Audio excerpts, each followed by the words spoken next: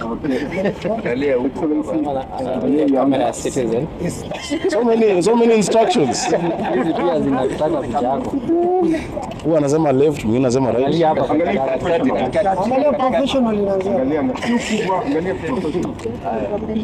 Okay. Governor Kazi. Yes, what are you doing inside the Parliament today? No, I'm here at the Senate. I came to the Senate to see the leadership and the members of the committee. I think you all know there's a long-standing issue between the COG and the Senate. And I hear that the COG has issued a statement.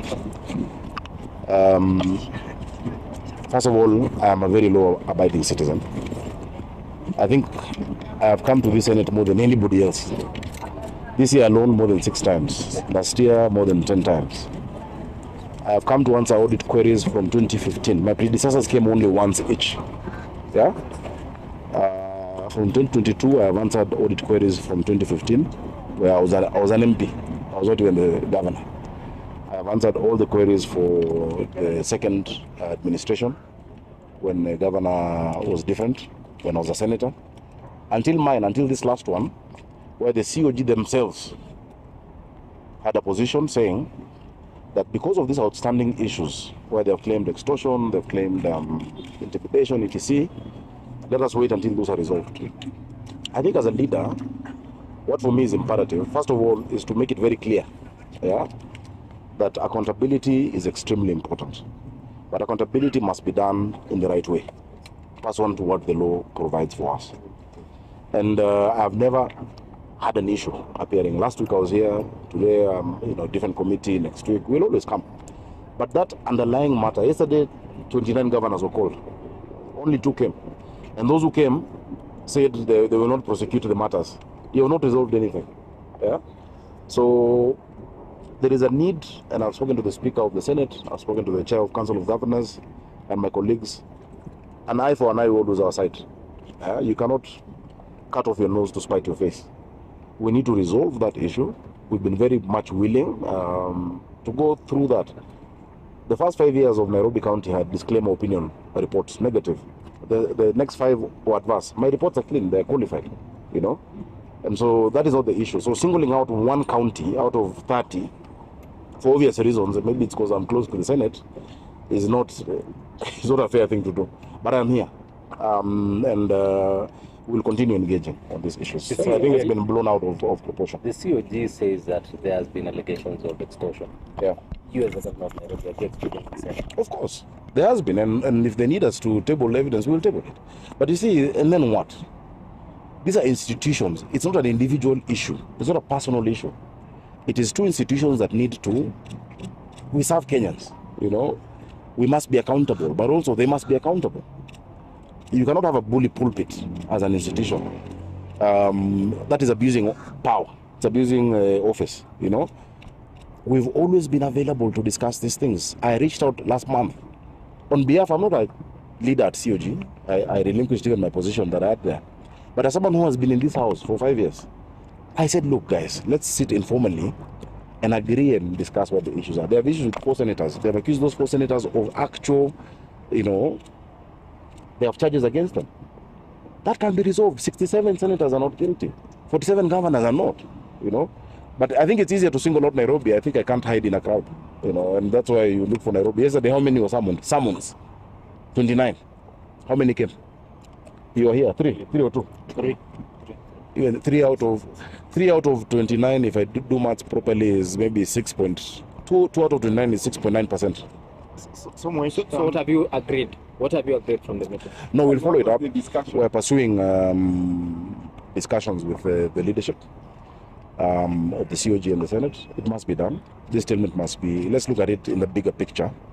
I wouldn't vilify any one individual. Of course, Nairobi is always an easy target. But on behalf of all the other 47 governors who have had issues, I am ready to take that, to carry that cross. That's your bare minimum. As? The COG. I think COG has spoken. I don't speak on behalf of COG. They have spoken. They've had a press conference today. Are you likely to appear before this committee in future? Of course. I've appeared before it 30 times.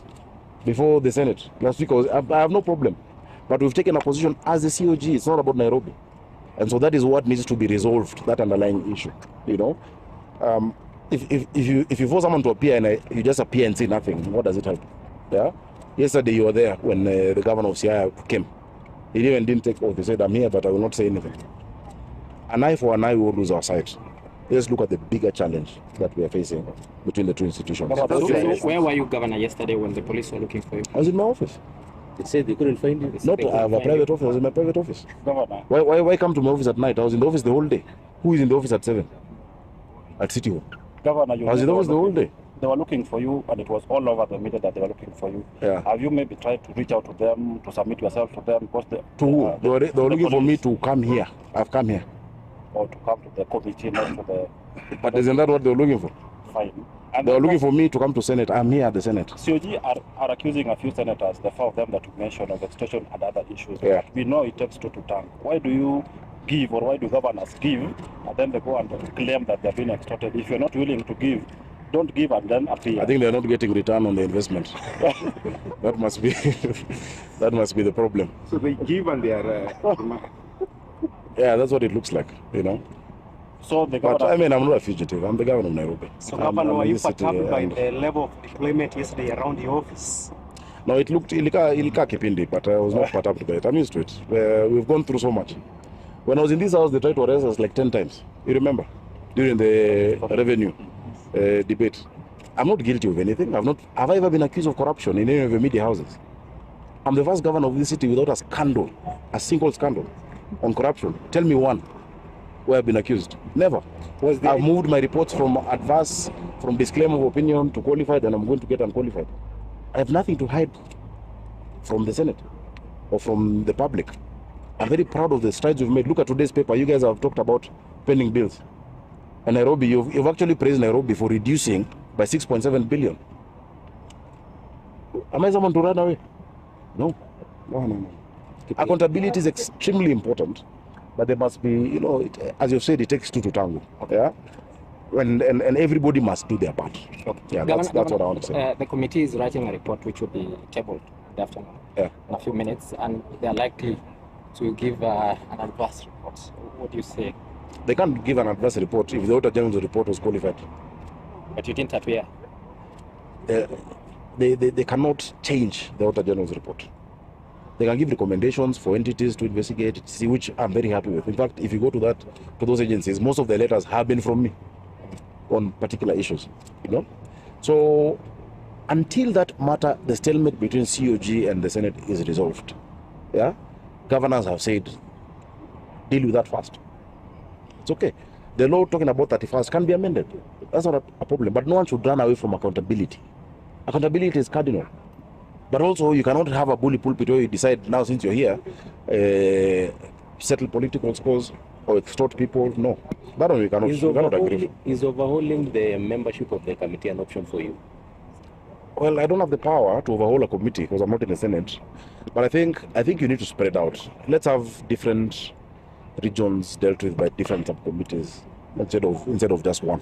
And that's a discussion we've had even when I was in the Senate. You know, let's have clusters, yeah, to deal with different areas. Because imagine you have a deadline. You've called 29 people in one day. When I come here, you've been here. I sit here for the whole day from morning to evening. How about 29? Was it even practical to have 29 members at the same day? It is not. So, you know, the ultimate thing I want to say, I've always been available for accountability, and I always will. I've come here 30 times. I've come more than any of my predecessors and more than any other sitting governor. You have the statistics, you can check it out.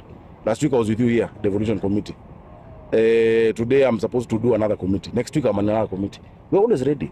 But when there's an underlying issue between institutions, and even if you don't recognize the COG, recognize 47 governors as constitutional office holders.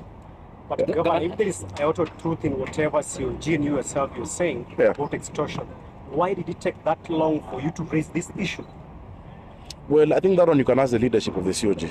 Unfortunately, I'm not the leader. I'm not the spokesperson of the COG. It's a matter that has been dealt with for a long time. And many times, you wait for the last resort. If things can be discussed and you can talk about them together, that is always the better thing to do, you know. Because, I mean, we must be responsible people. We are dealing with public resources. public interest. Let's not go to sideshows and drama and dramatize accountability. There's no need for that. You said you were extorted. Do you have an example of a case that someone asked for a bribe from you? I don't want to go into that. Senators? I don't want to go into that. I think let me leave the talks between COG and the Senate to deal with it. If it doesn't work, then we'll just give you all the evidence that everybody has. Okay. Yeah. Away from this, yesterday. Because it's there in abundance. There's video. There's all that, but it's not necessary.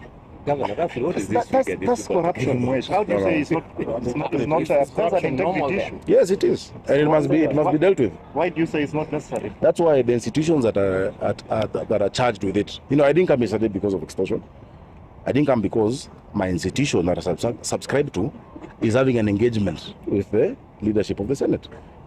It will be responsible for me to ignore that institution and come as a single person, kujisafisha. Even if we can accountability is individual?